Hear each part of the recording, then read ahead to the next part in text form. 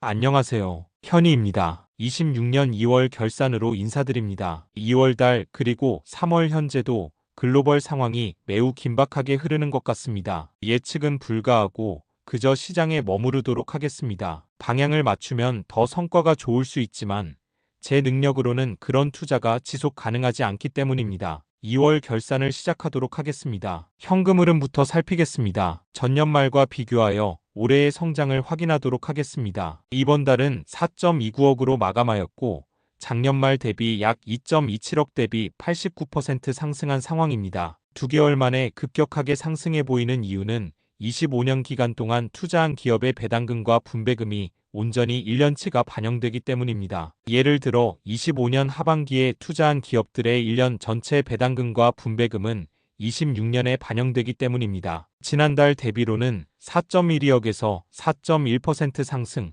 1.63억 상승하였습니다. 추가 투자를 지속한 결과입니다. 월별 흐름을 보겠습니다. 1월과 2월은 실적이고 3월부터는 예측치입니다. 4월에는 아무래도 결산 배당이 있기 때문에 금액이 높은 상황입니다. 추가 투자가 이어질수록 후반부의 금액도 높아질 수 있습니다. 자산별 현금 흐름 기여도입니다. 타이거 미국 AI 타겟 데일리 커버드 콜 ETF가 연간 2.08억으로 가장 높은 기여를 하고 있습니다. 그 뒤로는 라이즈 미국 AI 밸류체인 고정 데일리 커버드 콜이 1.75억으로 두 번째입니다. 두 개의 커버드 콜이 약 90% 수준을 담당하고 있습니다. 물론 본 커버드 콜은 옵션 비중 10% 이내로 최대한 본주의 상승을 추종하지만 본주보다는 장기적인 성과가 좋기는 어렵습니다. 저는 일반적인 상황이신 분에게는 추천하지 않습니다. 저는 특별한 개인적인 투자관 때문에 투자를 지속하고 있습니다. 그래도 본주에 대한 추종 능력 등은 꾸준히 트래킹하면서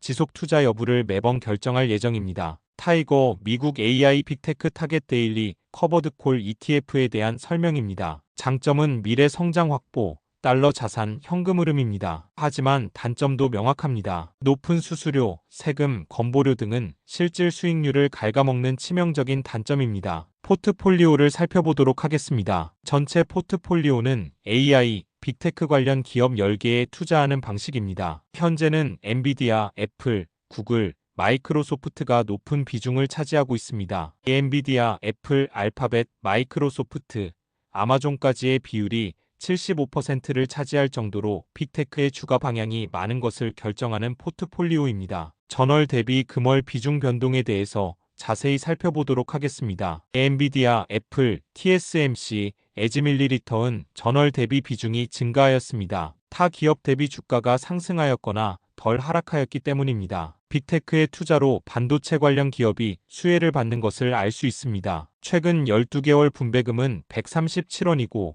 이번 달은 148원이 발표되었습니다. 타이거 미국 나스닥 100과 참고 삼아 비교하고 있는 테이블입니다. 상장일 2024년 10월 15일로부터 두 개의 ETF 성과는 거의 유사한 수준입니다. 타이거 미국 AI가 약 4.5% 앞서 있지만 실제는 다를 수 있습니다. 직관적으로 편하게 정리하기 위해서 세금 등 기타 비용의 효과는 반영이 안 되어 있습니다. 마찬가지로 분배금은 재투자까지는 고려되지 않은 상황입니다. 타이거 미국 AI 빅테크 10과의 비교입니다. 타이거 미국 AI 빅테크 커버드 콜의 본주입니다. 본주보다는 1% 적게 유지되고 있습니다. 2년이 안 된 기간이기 때문에 정확히 판단하기는 어렵지만 장기적으로는 본주가 유리한 것은 맞다고 생각합니다. 참고 삼아서 본 ETF에 대해서 미래에셋자산운용사의 블로그에 있는 자료입니다. TR 기준으로 본 ETF의 성적이 약 4.5년 19년-24년 7월 동안은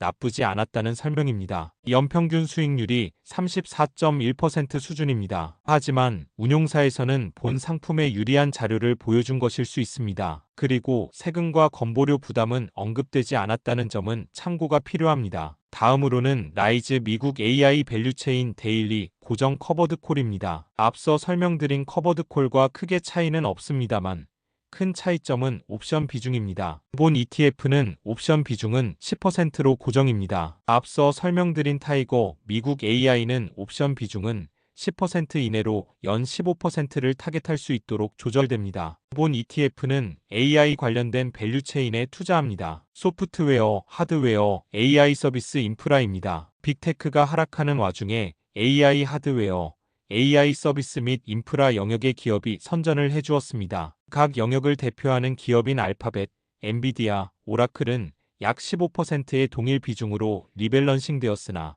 이후에 각 기업의 주가 변동으로 비중은 변동이 있는 편입니다. 각 분야별로 4개의 기업이 추가되는데 4% 비율로 배정됩니다. 마이크론은 반도체 호황으로 주가 상승함에 따라서 비중이 7%까지 상승하였습니다. 이외에도 AMD, 버티브 홀딩스, 아리스타 네트워크스, TSMC 등의 회사가 상승하였습니다. 옵션 10%를 고정으로 콜옵션 매도를 하기 때문에 주가와 상관관계가 없이 해당 기간의 콜옵션 가격에 따라서 분배금이 결정됩니다. 이번 달에는 주가 상승에 대한 기대가 적었던 것으로 보입니다. 분배금은 152원으로 발표되었습니다. 최근 12개월 평균은 195원입니다. 작년 10월부터 주가 상승에 대한 기대감이 꾸준히 낮아져서 분배금도 마찬가지로 감소한 것으로 보입니다. 작년 10월부터 빅테크를 포함한 나스닥의 주가는 횡보를 하는 모습입니다. 빅테크에서는 AI 인프라 선점을 위해서 어마어마한 단위로 투자를 하고 있고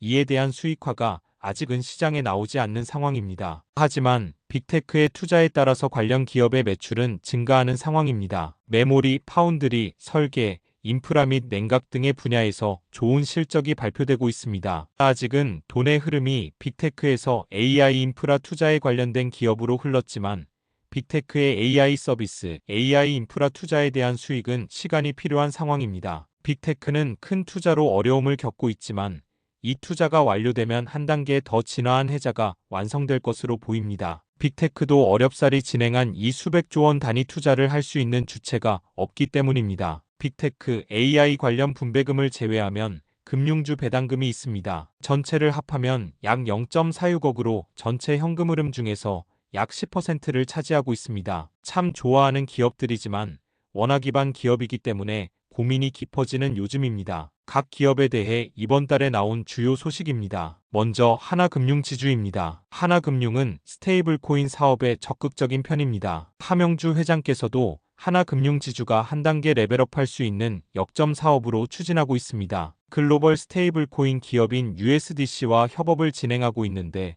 좋은 결과가 나왔으면 합니다. 더불어 비은행 강화 관련해서 예별 손보에 인수검토를 참여했으나 최종적으로는 인수하지 않는 것으로 결론이 났습니다. 하나손보가 디지털 보험사에서 장기보험 중심으로 전환하고 작지만 꾸준히 성장하는 모습인입니다. 예별 손보의 인수보다는 자체 경쟁력 강화에 더 시간을 쏟을 것으로 보입니다. JB금융지주입니다. 대한민국에 있는 외국인을 대상으로 사업을 참 잘하고 있다고 생각하고 있습니다. 이번 기회에 우즈베키스탄으로 확장하는 것을 발표했습니다. 당장 성과는 어렵겠지만 장기적으로 좋은 수익 기반이 되길 기대합니다. JB우리캐피탈은 수익성 중심으로 꾸준히 여신 관리를 잘하는 것으로 보입니다. 더캐피탈 그룹이 다시 지분을 5% 이상 매입했다는 소식입니다. 37,000원에 거의 최고가에 추가 매수를 했는데 JB금융지주의 미래를 높이 평가하나 봅니다. 더불어 외국인 사업에 대한 협력을 위해서 해외 송금업체인 한패스의 지분 15%를 보유하며 사업 협력을 하고 있었습니다. 올해에 한패스가 IPO를 진행한다는 소식입니다. 공모가 기준으로는 수익권이지만 사업 협력을 위해서 지분 매각은 고려하고 있지 않다는 입장입니다. 저도 그 방향성에 공감합니다. 삼성화재는 엔잡러를 시작한다는 뉴스입니다. 엔잡러를 통한 상품 가입이 불안전 판매 이슈가 있을지 모른다는 우려가 있지만 장기적으로 결과를 지켜봐야 할 것으로 보입니다. 아무래도 메리츠 금융지주의 가장 큰 이슈는 홈플러스입니다. 회생 관련 내용이 2개월 연장되었습니다. 어떤 방향으로 결정나도 묶인 1조 원이 다시 연체이자와 함께 현금으로 돌아오기까지는 꽤 시간이 걸릴 것으로 보입니다. 이번 달에는 한국 증시의 변동성이 높아지면서 자본 차익을 위한 포트폴리오를 구성해야 하나? 라는 검토를 했었습니다. 몇 가지 기업에 시범 투자를 하기도 했습니다. 하지만 다시 다짐해봅니다. 저는 아직은 현금 흐름입니다. 현금 흐름이 더 강력해지면 매월 현금 흐름의 일부를 자본 차익을 위한 포트폴리오로 구성해볼까 합니다. 하지만 아직은 이라는 결론입니다. 영원한 장기 투자는 정말 힘든 여정입니다. 수많은 난관이 있지만 저는 현금 흐름이라는 탄탄한 배를 타고 여정을 즐기고자 합니다. 그렇기 때문에 저에게 장기 투자는 고통과 인내가 아닙니다. 삶 그 자체입니다. 부족한 영상 봐주셔서 감사합니다. 좋아요, 구독은 큰 힘이 됩니다.